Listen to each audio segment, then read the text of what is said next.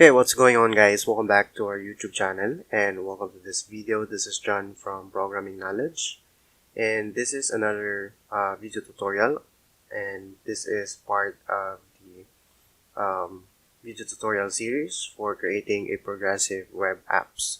So from the previous tutorial, we implemented the render contact function that we have here. So this is the function that will enable us to append a newly added contacts into our display, basically or technically inside our app. And in this particular video, we're gonna continue working with this particular project, and in this video, we're going to add the removing of contacts. Say for example, the user decided to remove a particular contact from the app or from the UI, and the application should react to that particular action. So by removing the contacts or the contact or particular contact selected by the user. Now, in this video also we're going to test our app, especially the adding and removing of contacts. So for now, let's just add the function remove contact. So I'll just add a comment right here. So this is for removing contact from DOM. Okay. So basically, what we're trying to do here is we're just adding the contact record into our DOM, and then here we will try to remove that. So if the user clicks on this particular icon delete, in line with the name and the number of the contact. So here we're gonna say const remove contact. There you go. And then it's going to take in a parameter ID, and then inside here we're gonna say const contact is equal to the document that, or the element which is being selected by the user. So that will be we're gonna be using backticks here. Okay, contact, and then with the data ID which is equal to the parameter ID that we have here. Okay, so basically what we're trying to do here is just to select the element that being selected by the user to delete. So pk contact, and then with the data ID equals the ID being selected. There you go.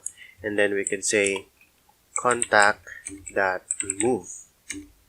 Okay, so this will remove the element from the DOM. Okay, and then we'll just save this, and of course we could try our application if what will happen if we have this particular functions, the render contact and remove contact.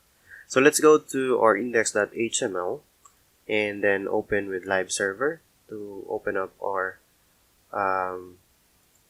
programming knowledge website.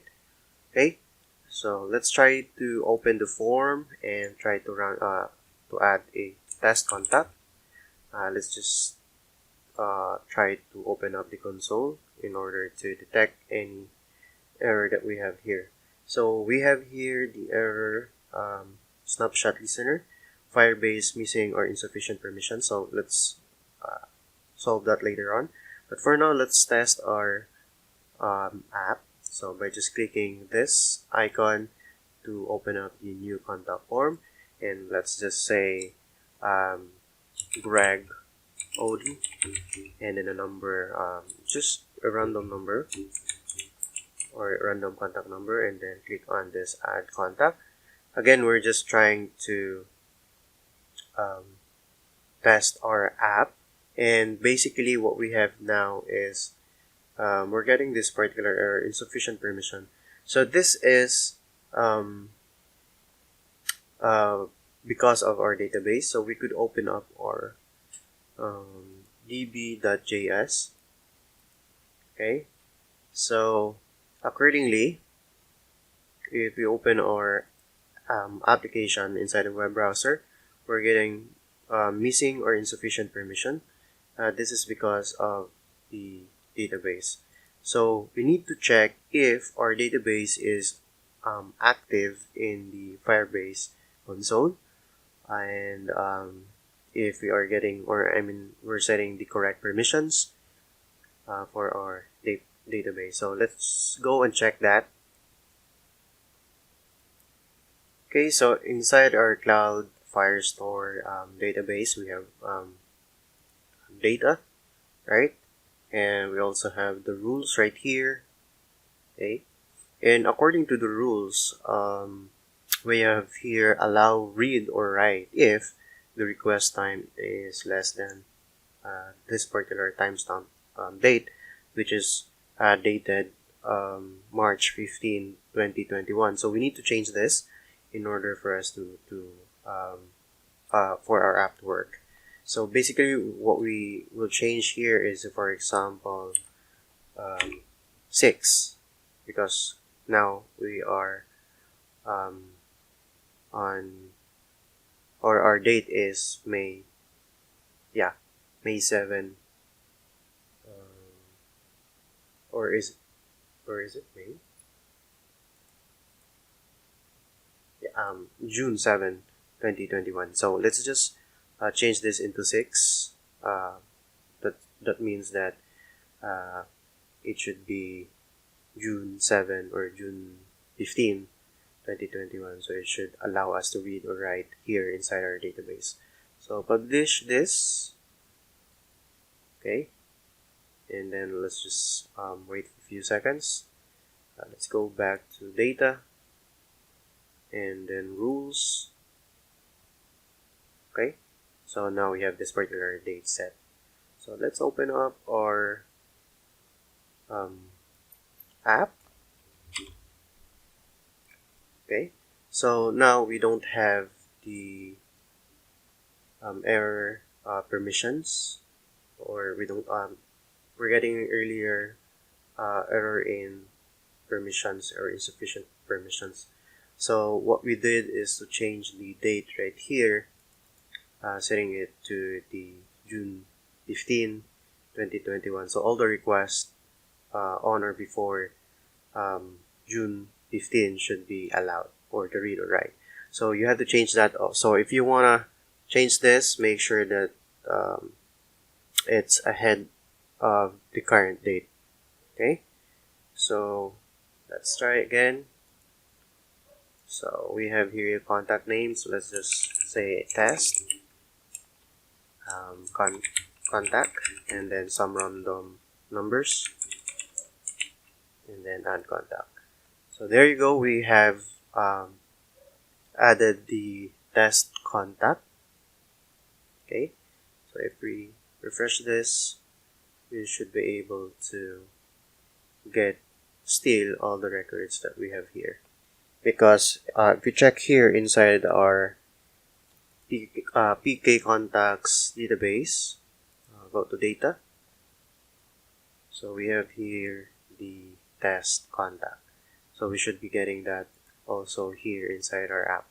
And the first two contacts that we have here is the static data that we have added. So we could change that later on, but inside here we have only 2 contacts, and the first 2 contacts, as I've said, is a static record that we have initially when we have our app started. So we could refresh this. Okay, and of course after that the delete or remove contact should be should work if we click on this icon right here. So we will just wait for the app to be refreshed. Okay, so here if we try to delete the contact or a particular contact, we will just have to click on the delete icon. We're getting this failed to execute query selector on document is not a valid selector. So we will try to check this particular function right here because it is not sending the right ID. Instead, it's sending the what they call this. It's sending the entire class PK contact and then, or I mean the element itself. So let's just check that inside our script. So we have here common.js and we have here PK contact ID. Let's just check that. Okay, so in here, in our render contact, we need to add the ID for our PK contact. So that's data, and then ID equals to the ID or the ID parameter that we have here. So $sign and then the ID variable. So save this and let's go back here and hard reload our app. Okay, so click on this. So you can see that the delete function is working because we already removed the record here. So we can try to remove this and the record has been removed. So if we try to hard reload our app once again, we should not be getting any record. So this is the static record that we have from our app. So I think that's all there is to it, guys, in this particular video. And in the next video, we're going to remove this because again, this is static record, and we should be able to sync. Say for example, the browser goes offline and we are doing some actions right here. So for example, deleting a contact, so it should reflect into our online database later on when the browser goes online again. So again, thank you for watching, guys, and see you in the next video.